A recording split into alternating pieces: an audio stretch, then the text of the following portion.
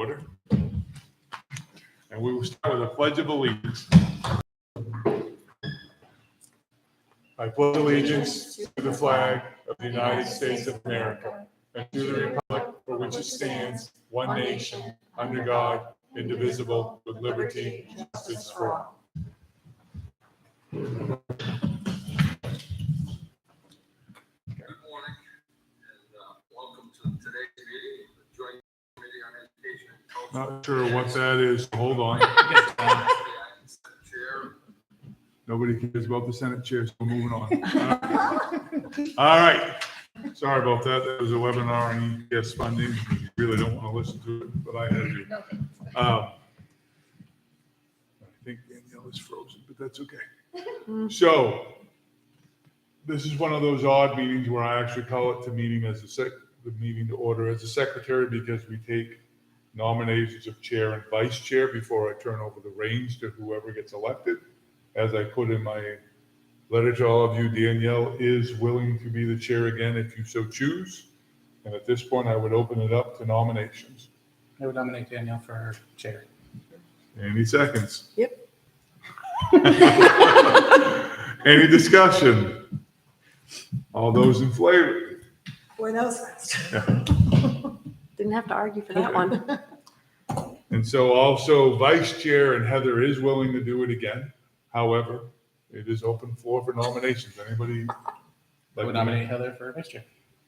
Second. Any discussion? All those in favor? Can I go? I don't know. I put you down as abstaining, but you're fine. Okay. So at this point, I'm going to turn it over to Heather, where Danielle is remote, because we agreed that it would be better for somebody in person in case, as has happened, Danielle is faded off and she will come back. So at this point, the meeting is yours. Okay.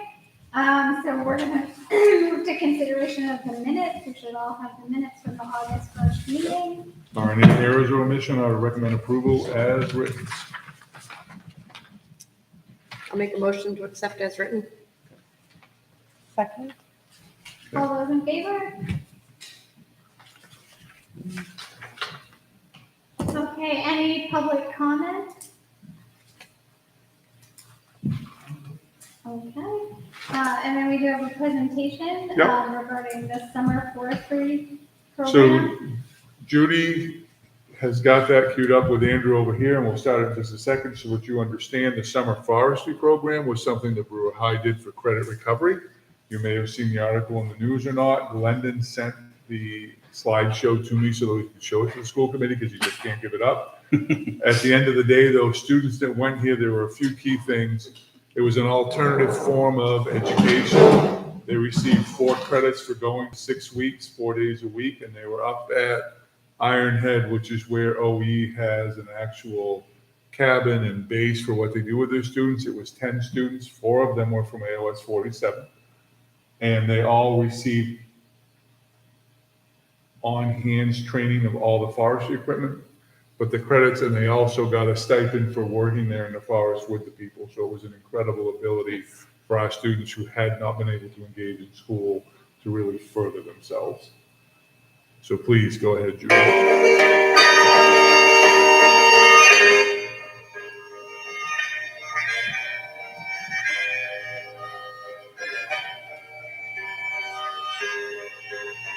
Mr. Thornton.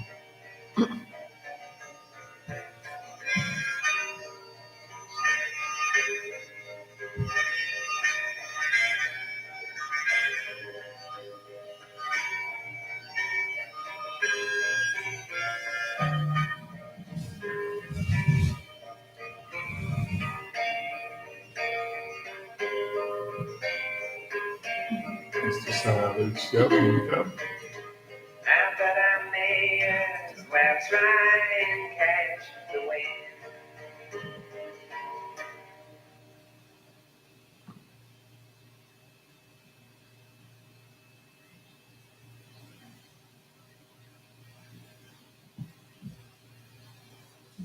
Yes. Thanks. God, Garrett sees that, he'll sign it. Yeah.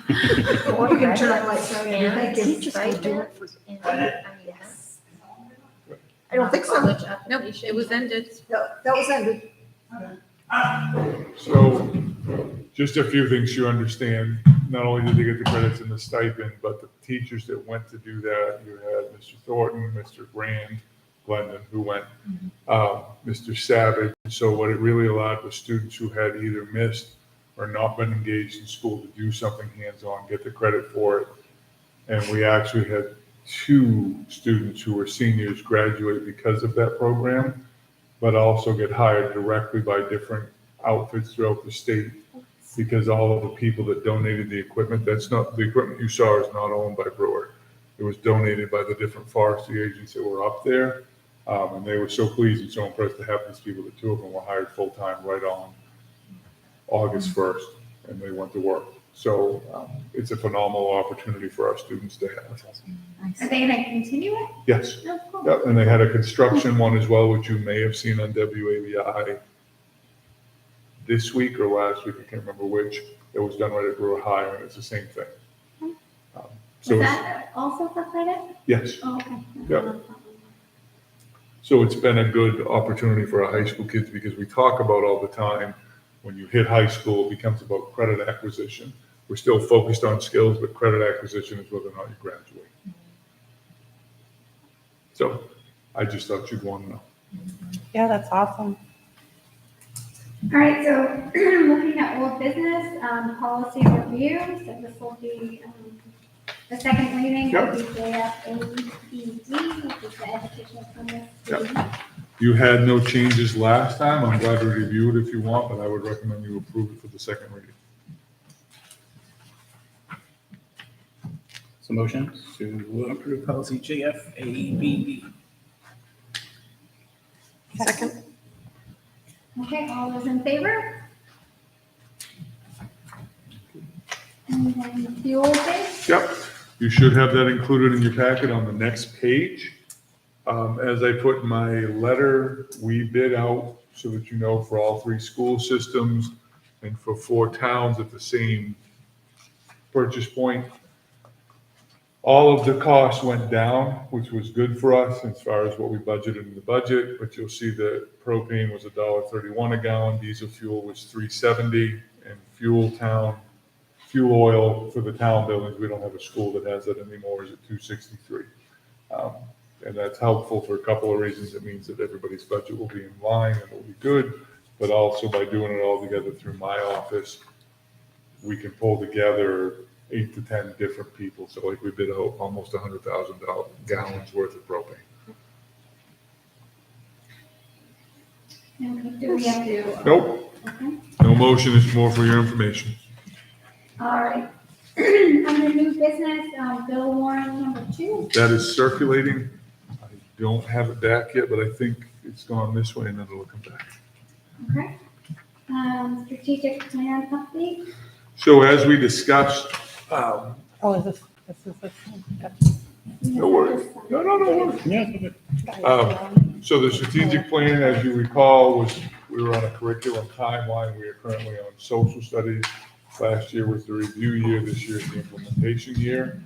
And I have asked Judy to talk about what we've done and where we're at, which she will do in a moment. But just as a quick review, we're going through that cycle because that's what we started with the strategic plan 11 years ago now. And social studies is next up, and then the following year will be science. So we'll go through and review what has happened and where we're at. What she's handing out is the guideline of what's been done, and then we will ask for them back at the end of the meeting so that we can hand them off to other teachers, because we're cheap.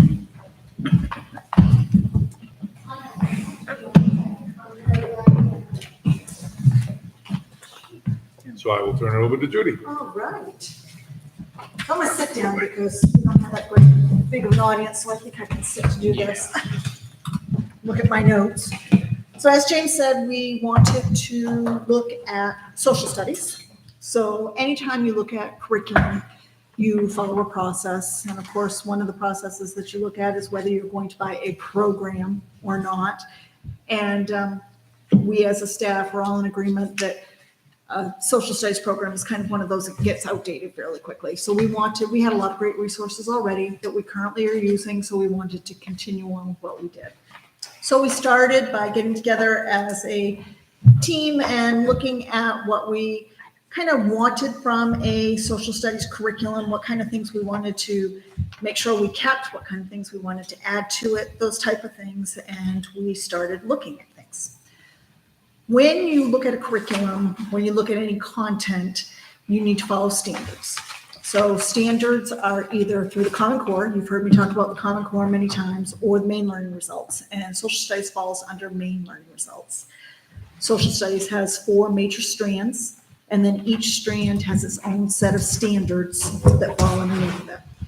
So our first step as a team is we did what we call unpack the standards, which is kind of looking at what the standards are asking.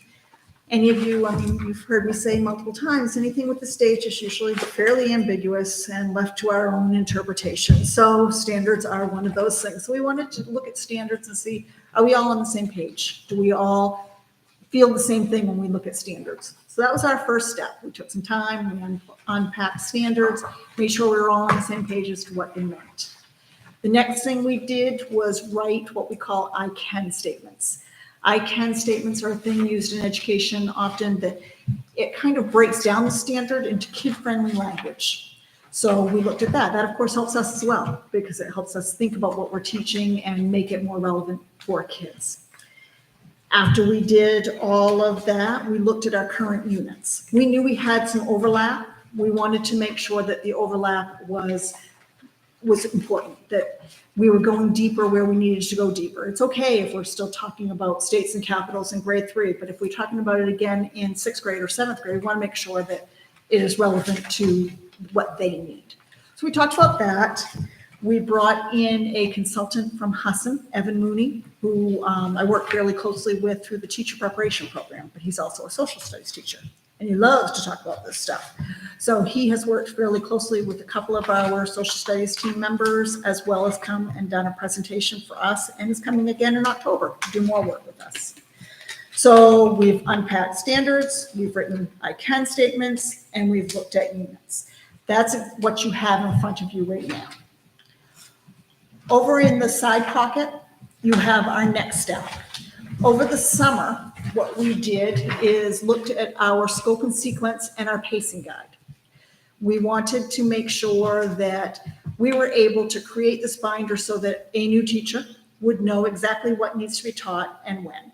So we took all of our units that we currently teach, look at the standards that we knew we needed to teach and assess, and make sure they fit within our current units, and then find out where we have gaps. So then we talked about some cross-curricular things, and Evan worked with us a little bit on that. Cross-curricular means there's certain social studies standards, for example, that you might be teaching in your writing unit or your reading unit, and it's okay to plug those in at that point in time. So that's what we did over the summer. So we are very, very close to being done. We have a little bit more work just to find out if we have any gaps and get that solid and continue to collect our resources. And we're going to be good to go having a social studies binder with our curriculum in it. So you should be very proud of your teachers. They've done a lot of work over the course of last year and the summer in getting this all together. You've done a great job with it. Any questions for me?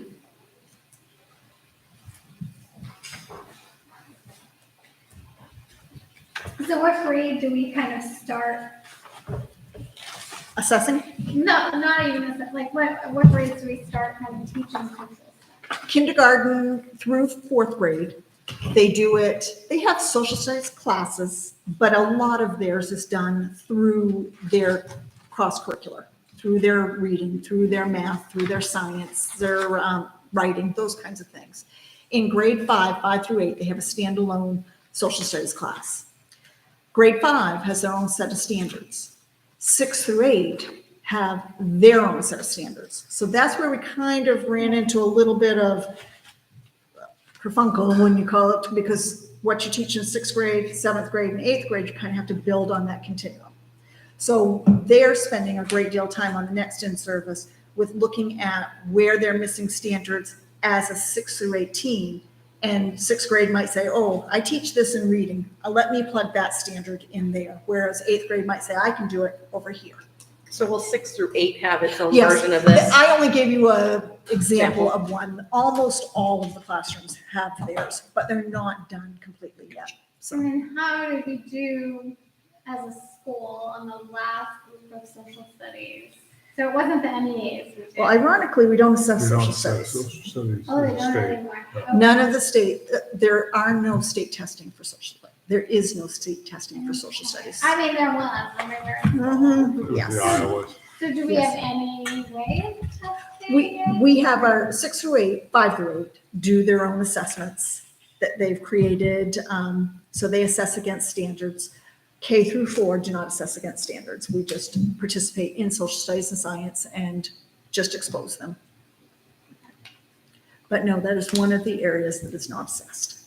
It's actually almost the only area that's not assessed. So how are you what are you using to judge whether or not we're doing, how are you assessing whether or not we're doing a good job?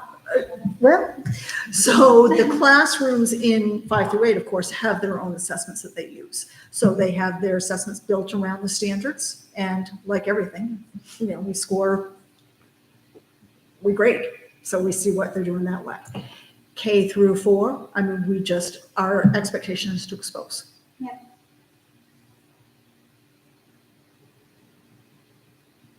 I have a question, Judy, can you hear me? I can. Okay, so when you guys looked for gaps, did you find much? I mean, has much changed in the standards the last time this was done? No, it really was not a lot of change. We might have had, probably each grade level might have had 2 or 3 different things that they felt like maybe they touch on, but not enough to feel like they were doing it justice. So it really wasn't as great as what I thought it might happen. Thanks. Sure. Other question?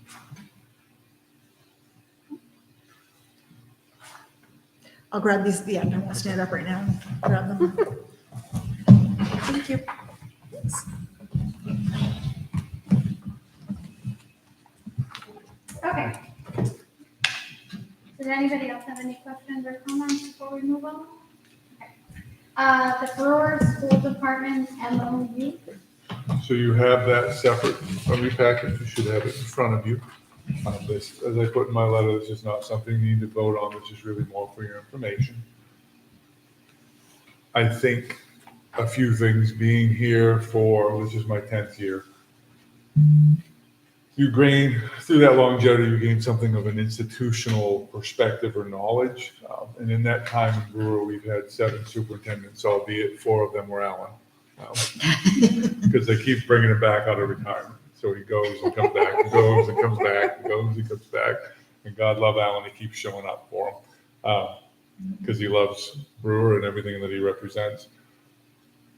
What we found over the years, for those of you, and I don't think there's anybody left that was here when we went through consolidation, was that partnership with Brewer at some points were forced, not forced, as we tried to navigate consolidation and what we had to do to avoid a penalty. This is way back, this is like 14 years ago. When we hit COVID, Greg, who's the current superintendent, and I started to do a lot of things together out of necessity because our real focus was just getting students in school, what can we do to support kids, and how can we do these things to try to align and do everything we can to help students be successful in that current setting. What we've since done is continue to navigate things together.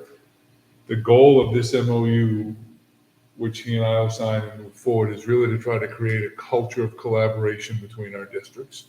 And the reason for the culture is because we all know, it's that old adage, 2 heads is better than one, however you want to say it. At the end of the day, our primary focus is 1, how to improve student opportunities or programming, and 2, to try to control cost. But first and foremost will always be to improve student programming. So some examples of the things that we've done so far is the new program, and we have students there, but I sit on that board. We've worked through the MOU. We've done all those kinds of pieces.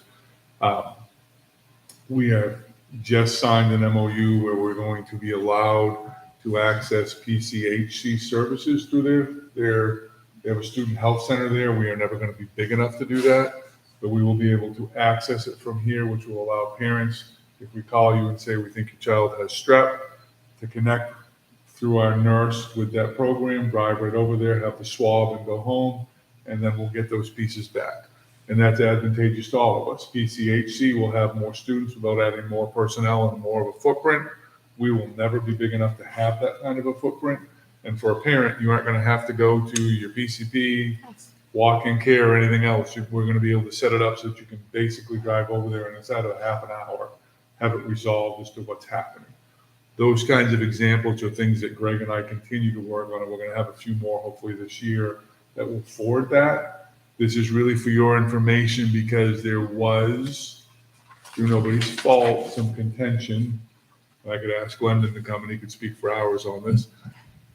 When there was this forced consolidation set, which kind of divided us, and we are trying to bring it back together. And so what's in front of you is for your information so you can see it, and I'm happy to answer any questions. But really, we are trying to build this collaborative approach so that we can start to do more and more things together because it just makes sense. It wasn't just successful during the pandemic, it's been successful in every avenue that we've gone down. And it still allows us to maintain our independence despite being a smaller system than Brewer, although we're almost the same size when you add all of us together. But So this is the first time, oh, sorry, go ahead. Is Brewer just doing this with us, or are they doing it with other Just with sending us. schools? just with us. Is it the first time you've had an MOU with them? Yes. Yep. Well, we had an agreement when we formed the AOS, but that was a contract, not an MOU. Yep. And that had certain stipulations that we renegotiated multiple times and kind of created a schism, if you will. But now we're trying to pull things back together and just get back to where we do what's best for kids. And that's what guides everything.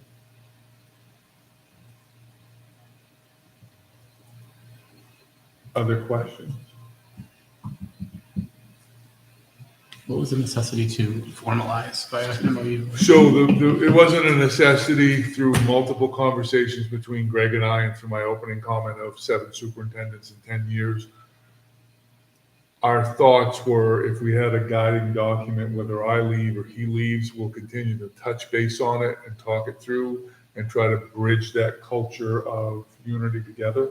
I believe you meant if he leaves, but. Okay, sorry. If he leaves because I'm here in forever, Definitely. I guess in perpetuity, so I'm never gonna leave. But at the end of the day, those things were just to try to guide anybody who comes after us to connect Yep. and to forward what is essentially a culture of how do we do things together. And it can be as simple as what we've talked about already, but it can also be, so let's talk about an opening day speaker and how do we split that? Because our district is my office is 45 minutes from airline. So every time I go to airline, it's an hour and a half round trip, which is fine. But if we have an opening day speaker, we can actually stream it, whether it's from their pack or right here in this place, and share that together and try to do those things to build what will help make our teachers better or help our students more. And he and I get along great. Out of 7, 4 of them I've got along great with, so. I think it's wise to cement it, and Yeah, I do too. succession planning is always good, so. And just try to get it, part of what you've asked me to do through the AOS with my contract and goals and everything is build up this plan for the future. And this is one of those things to shore up because I think that Brewer has always been our partner at varying levels because that's where we send 60 to 70% of our population depending on the year. And so we're going to continue to try to forge that forward. So occupational hazard, long way around it, but that's all, but I think I answered. And Yes, you did. Like a succession planning and cementing, I get it. Other questions? So this is what we're doing. I would ask that you endorse the concept of the culture. I don't know that you can endorse the MOU because we review it every year. So Sure. So do we need to do any? yeah, if you're willing to take a vote on it, yeah. As a group, I support and endorse, I guess, or as an individual. Second that? Okay, so all in favor of endorsing the MOU? Thank you. And then moving on, the AOS 47 School Board Committee member. Right, so you have 4 on that board, which means 4 out of 5 of you. Glendon retired.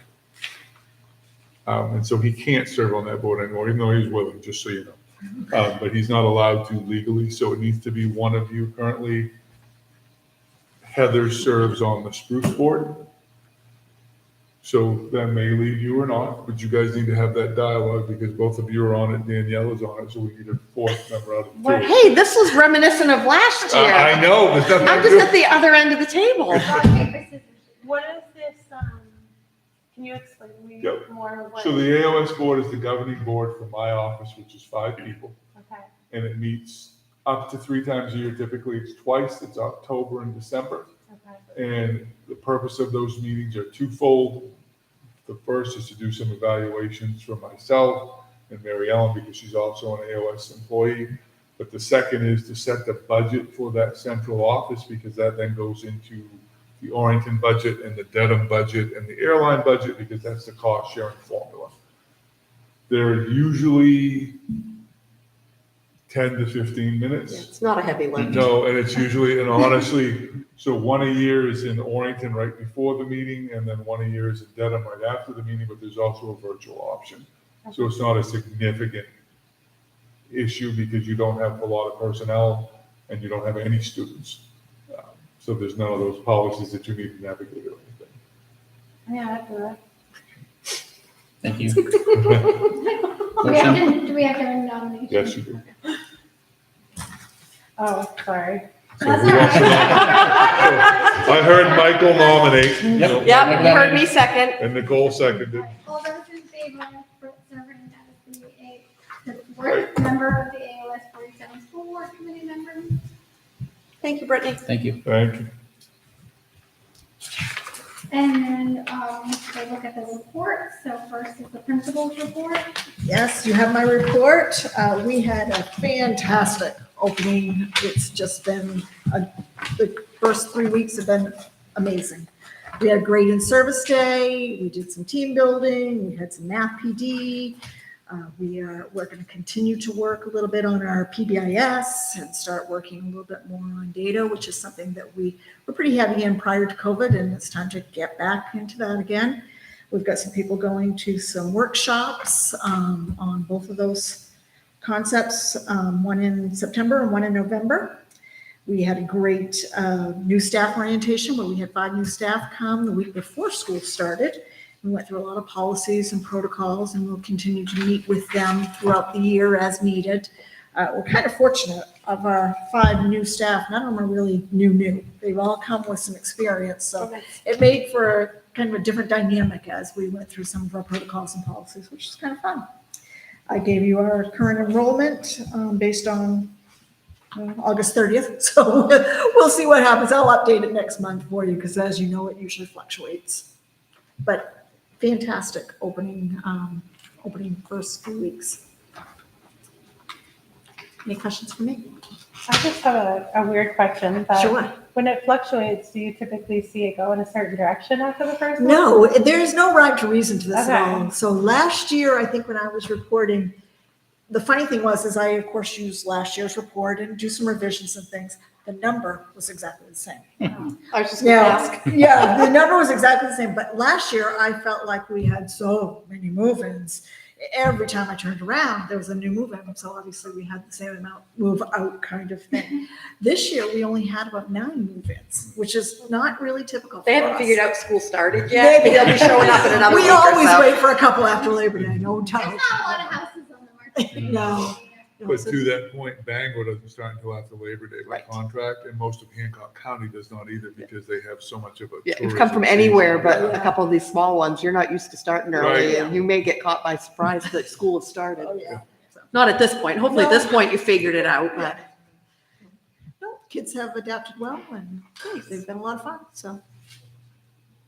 we're gonna have a big 8th grade class next Yes, year. I know. Next year, yeah. All right, and then the assistant principal's report. Well, I echo Judy's comments on the beginning of the school year. It was, the energy in the building is just fantastic. We need the kids and the families and the staff to fill the halls. And after our summertime, it's been a great start to the year. We've already started fall sports, not spring sports, sorry. Already started fall sports. They're underway right now.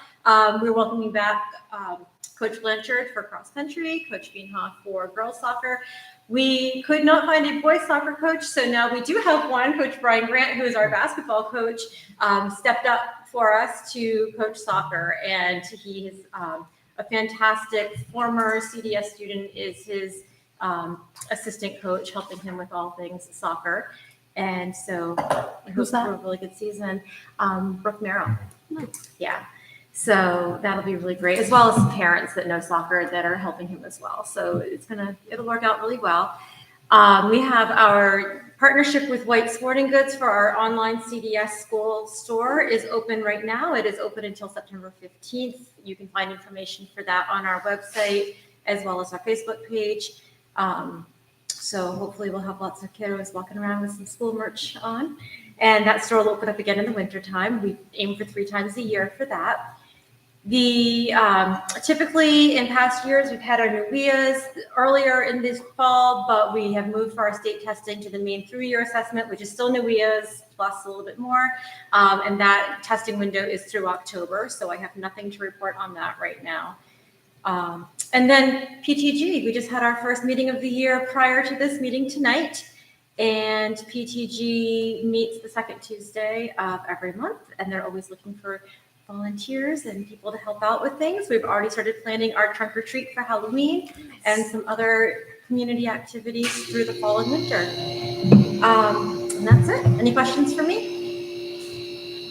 Thank you for putting the address on the website where the events are taking place. Oh, you're welcome. Even though soccer got canceled. I know, but still, I'm looking forward for baseball where it's on there, and I don't have to. Yeah, thank you. Yes. I know it's a small win, but thank you. You're welcome. All right, and then the pupil service director report. Yes, you should have my report in your packet. I too thought the beginning of the school year was fantastic, and I just cannot get over how it looks like they never even left in so many ways. Their routines get right back into groove, and you go into a classroom and everybody's doing what they need to be doing. It's pretty cool to see. As Judy said, when students are coming in and leaving, we always have to screen their files to make sure they don't have any special programs. And when they do, I need to make sure that we have the staff to support them and that we have the right programs in place to meet their needs. So we have a lot of meetings. We're working on those right now. We have a certain number of days to hold those from the day they start school. So we're getting those on the books. And I also wanted to point out to you that pre-K kids, 4-year-olds who go to our pre-K program, a lot of them don't have access to things like their speech language therapy or their OT, occupational therapy services out in the community. There's, for whatever reason, there just aren't providers. So we're lucky enough to be able to use our staff to collaborate with child development services. That's what I meant by CDS, sorry. And give them those services because we know early intervention is so important, especially when it comes to things like speech and language and holding a pencil correctly and those kind of things. So I think as of right now, I have 3 students who are getting that service from our providers. So I thought you should know that as well. Nice. Yeah, any questions? I'm fully staffed. And fully staffed. We are That's a so win. lucky. It is a huge win because if you go to any other district in the town, in the region, they are just really strapped for key positions. Yeah, it has nothing to do with me. Substitutes. Yeah, we Years of anyone that wants to sub. Thank you. Then we have the superintendent's report. So the bulk of it I'll submit as written. I would just echo a couple of things. It was a great start to school in all 3 buildings. It's been incredible. And I would just note, if you didn't see in the first section of my report, we're very fortunate here. If you look out back, not only we cleared the trees over by baseball, and it's made a huge difference out back, but we now have a full-size basketball court out back where the tar pavement used to be about a half of one, which also doubles as 2 pickleball courts. And that was a joint effort between the rec, the school, and the town.